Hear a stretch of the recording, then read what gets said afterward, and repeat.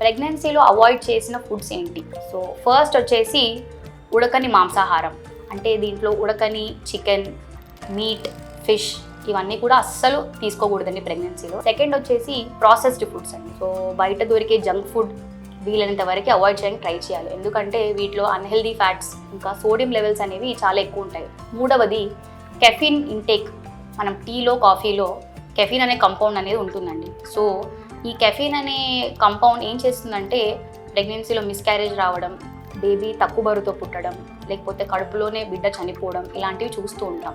నాలుగవది mercury content ఎక్కువ ఉన్న ఫిష్ అవాయిడ్ చేయాలండి. సో ఎగ్జాంపుల్కి మనము స్వోర్డ్ ఫిష్, మ్యాకరల్, ట్యూనా ఇలాంటి ఫిషెస్ అనేవి ఖచ్చితంగా అవాయిడ్ చేయాలి. ఫిఫ్త్ వచ్చేసి పచ్చి గుడ్లు, పచ్చి మొలకలు ఇవి అస్సలు తీసుకోకూడదండి. వీలైనంత వరకు కుక్ చేసే తీసుకోవాలి.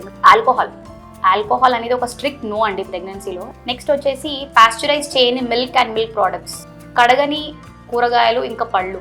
లాస్ట్ వచ్చేసి కంటామినేటెడ్ డ్రింకింగ్ వాటర్, అంటే కలుషితమైన వాటర్ అస్సలు తీసుకోకూడదండి. వీలైనంత వరకు ప్యూరిఫైడ్ వాటరే తీసుకోవడానికి ట్రై చేయండి. అండ్ ఫ్రూట్స్కి వచ్చేవరకు పపాయ అండ్ పైనాపిల్ ఈ రెండు కూడా మొత్తం ప్రెగ్నెన్సీలో అవాయిడ్ చేయడం బెటర్ అండి, ఎందుకంటే